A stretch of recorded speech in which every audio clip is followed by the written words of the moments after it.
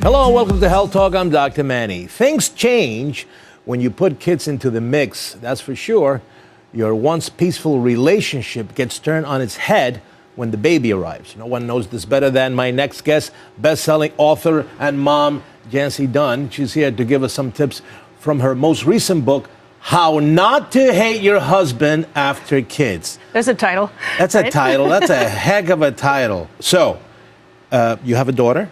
I do. She's now 7. Okay. So when she came, everything turned. Everything turned. We were one of those annoying couples that barely fought before we had a kid. Right. And then when we had this baby, everything changed for me, not necessarily for him. My husband Tom continued to live his life in kind of a single guy bubble. I found myself, even though he said he was going to help out around the house, we're both full-time writers. So, he said he was going to help out around the house. He was going to, jump in with childcare. He didn't. We just sort of backslid into another era. Did you guys start strategizing before the baby was born and saying, okay, this is how we're going to break up our day. This is how we're going to do things. Did you organize that at all?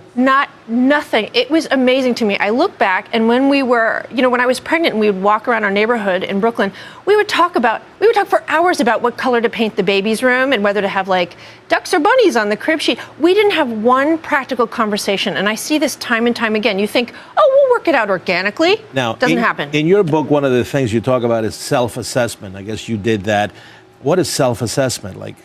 Okay, well. Yeah. I write about health for many publications, like the Oprah magazine, and so I had a brain trust of experts, and I thought, okay, this isn't my memoir of being oppressed by my husband. Like, I was half the problem, and so I had to examine my own behavior, and I was doing all this stuff that I didn't realize I was doing, like, for instance, maternal gatekeeping. That's where you limit or control the father's interaction with the baby, and I was doing that all the time.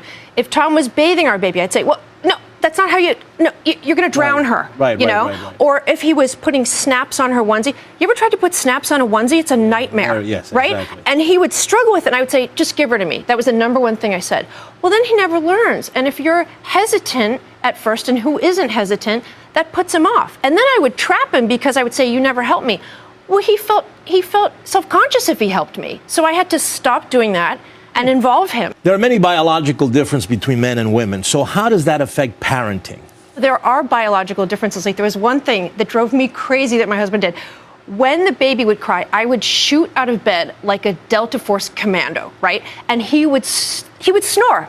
And like a cartoon character, like, and I was thinking, you're faking, Right. But it turns out there was this UK study that measured brain waves of sleeping men and women, and the number one sound to wake up a mother is a baby crying.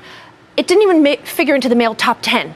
It lagged behind strong wind, car alarms, and that was because there might be an evolutionary basis that women, their primary job for years and years was to take care of kids. So they're more attuned to threats that are posed to a child, a crying. Right. Men are more attuned to threats that could ruin the entire clan, like strong wind, maybe the shelter's going to blow down.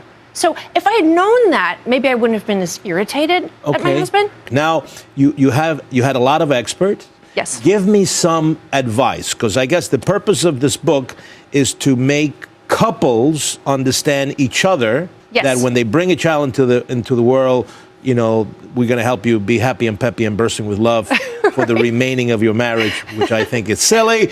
But give me some tips that you came up with. Okay, clarity is key. I heard this from everybody, from child psychologists, from behavioral scientists. Like, he can't read your mind. You have to spell out clearly what you want. Men tend to speak more directly. A linguist told me that. And I wasn't being direct with my husband. I was fuming. Well, he can't read my mind. I would eat dinner and I would glare at him like that. He doesn't know. He really didn't notice. Right. And so clarity about dividing up chores, about childcare, like down to the smallest thing. Be clear. And so that was very helpful. And be direct, which I wasn't doing. I was too busy being a martyr. And also, I talked to this FBI crisis negotiator. Right, I saw that. Yeah, isn't that crazy? You even talked to the FBI. Go ahead. A couple of people I did from the FBI, because they can calm down an agitated individual quickly, and I'm the agitated individual in our relationship. We have a very common thing with couples, which is we have a pursuer-distancer relationship. That's where the woman yells and pursues him, and he stonewalls you and shuts you down, hoping you'll simmer down. Right. That's our dynamic. And so I would yell louder, thinking, oh, he can't hear me. Well, the FBI crisis negotiator said that people just want to be heard and understood. And so one golden thing that he told us to do was to have my husband, Tom, paraphrase what I was upset about. So you just put it in your own words, because you can't fake a paraphrase. You have to listen in order to paraphrase something. So he would say things like, so what you're telling me is you're upset that I don't know the name of our daughter's pediatrician. Am I hearing you correctly? And I would say, yes. Well, and that's disarming. Because I do that to my wife. Do you? Yeah, and it turns into, are you being sarcastic? You being sarcastic, Dr. Manny? Well, if I say it, so what you're really upset about is that I really don't know the doctor's name. Yeah, you were just eye rolling. That's well, not but it's good. the same thing, you know. Right. But anyway, those kinds of things. So be direct, kind of diffuse the scenario by trying to communicate even better. Yes. All right. And that's going to make my wife not hate me, even though things are We need to talk afterwards. We need to talk afterwards. Yeah. Well, thank you so much for being here. Great My pleasure. stuff. And if you have a health question, tweet me at Dr. Manny on Fox. Until next time, I'm Dr. Manny.